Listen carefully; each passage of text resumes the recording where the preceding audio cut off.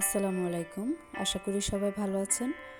তো সকাল সকাল ছাদে চলে আসলাম, কারণ ছাদের অবস্থা খুবই বাজে হয়ে আছে। তো আজকে আমরা দুজা মিলে একটু সকালবেলায় চলে আসলাম, রোদ ওঠার আগে আগে দুজা মিলে ছাদটা একটু পরিষ্কার করছিলাম, একটু ঝাড় দিচ্ছিলাম। তো ঝাড় দেওয়ার পরে গাছগুলোতে একটু পানি দিচ্ছিলাম।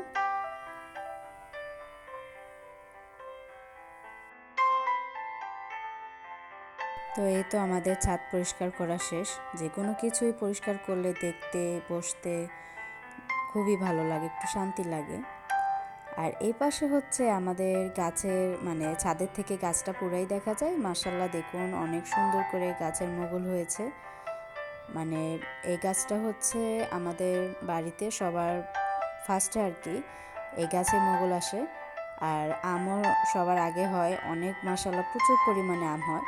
দেখা যায় কি যখনই ছাদে আসি মাশাআল্লাহ আমগুলো একেবারে পাকা পাকা হয়ে চলে, ছাদে আসলেই হাত দিয়ে গাছে থেকে আম পেড়ে আমরা খাই আর কি। আর বৃষ্টি হলে তো বাতাসে প্রচুর রকমের আম পড়ে, কথাই নেই। ইনশাল্লাহ সেটা সামনে আপনাদের সাথে শেয়ার করব। এপাশে আমি কিছু করলার বীজ লাগাচ্ছি, করলার বীজ বুনছি। তো এই যে আপনাদের সাথে একটু শেয়ার করলাম।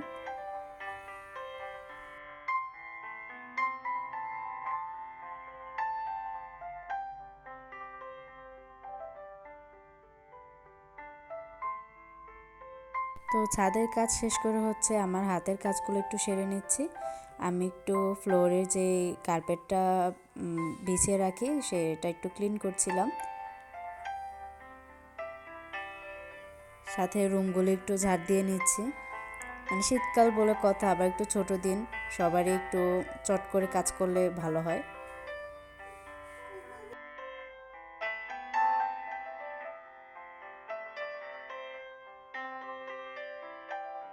এর পাশে আজকে আমার বারান্দার যে ক্যাপসিকাম চারাটা হয়েছে, ক্যাপসিকাম চারাটা কিনে আনা হয়েছিল। তো সেটাতে মাশাআল্লাহ দেখুন ক্যাপসিকাম হচ্ছেও। প্রতি বছর হয় কি এই শীতকালটা আসলে আমি ক্যাপসিকাম চারা কিনে নিয়ে আসি, বীজ বুনলে হয়তো ওইভাবে হয় না বা ওরকমভাবে যত্ন করে বড় করা হয় না, তাই আমি চারা কিনে নিয়ে আসি। গতবারও এভাবেই চারা কিনে নিয়ে আসছিলাম, গতবারও হয়েছিল মাশাআল্লাহ, এবারও হয়েছে। এ পাশে আমি ডাইনিংয়ের যে বেসিনটা সেটা একটু ক্লিন করছিলাম, আমার যে কাজগুলো আমি সেরে নিচ্ছি।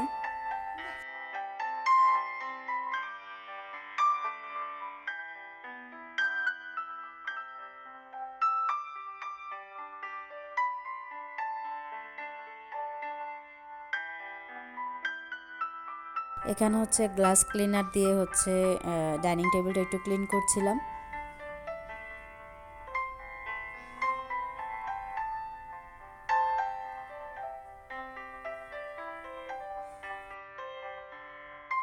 তো ক্লিন করার পরে আমি টেবিলটা শুকানোর পরে একটা ছোট্ট ম্যাট রেখে অ্যাকুয়ারিয়ামে একটু পানিটা চেঞ্জ করে মাছগুলোকে একটু খাবার দিচ্ছিলাম।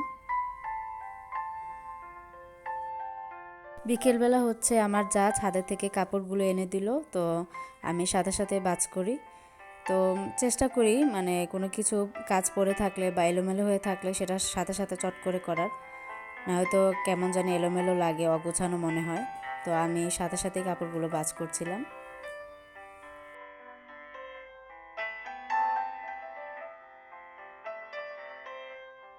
এপাশে কিছুক্ষণের মধ্যে মাগরিবের আজান পড়ে যাবে। তো আমি জানালার গ্লাসগুলো টেনে দিচ্ছিলাম আর পর্দাগুলো একটু টেনে দিচ্ছি, যাতে করে মশা বা ঠান্ডা না আসে। আমরা এটাই করি। আর আমাদের এখানে তো প্রচুর রকমের ঠান্ডা পড়ে, তো তুলনামূলক আজকে তেমন ঠান্ডাই ছিল না। তো বলতে বলতে যে সন্ধ্যা প্রায় হয়ে গেল। এখানে আমি চালের গুঁড়ো আর ময়দা, খাবার সোডা, লবণ, সামান্য চিনি আর সামান্য একটু মরিচের গুঁড়ো একসাথে মিক্স করে নিয়েছি। বেশি ঘনও না আবার একেবারে পাতলাও না, আম্মু যেভাবে বলে দিয়েছিল সেভাবে করার চেষ্টা করেছি। তো এখানে এখন আমরা একটু বিকেলে একটু ফুলকপির বড়া খাবো। তো এই পাশে হচ্ছে আম্মু দুপুরে রান্নার পর ফুলকপিটা একটু ভাপ দিয়ে রেখেছিল লবণ আর একটু হলুদের গুঁড়ো দিয়ে। শীতকালে কিন্তু এরকম একটু ভাজা পোড়া খেতে খুবই ভালো লাগে। গরমের মধ্যে হয়তো তেমন একটা ভালো লাগে না, শীতকালে একটু ভালো লাগে। আর যেহেতু শীতকালীন সবজি ফুলকপি বা বাঁধাকপি মানে এরকম ওয়েদারে যেটা চলে আর কি। তো এটা আমাদের বাসায় হচ্ছে বাচ্চারাও খুবই পছন্দ করে, আমরা বড়রাও পছন্দ করি।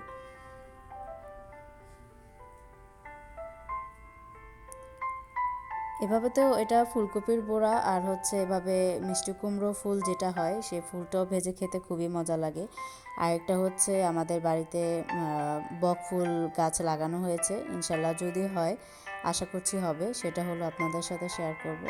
তো আজকের মতন এখানেই বিদায় নিচ্ছি। যদি আমার ভিডিওটা আপনাদের কাছে ভালো লেগে থাকে অবশ্যই লাইক শেয়ার কমেন্ট করবেন এবং সাবস্ক্রাইব করে আমাদের পাশে থাকবেন। তো সবাই সুস্থ থাকবেন, ভালো থাকবেন। আল্লাহ হাফেজ, আসসালামু আলাইকুম।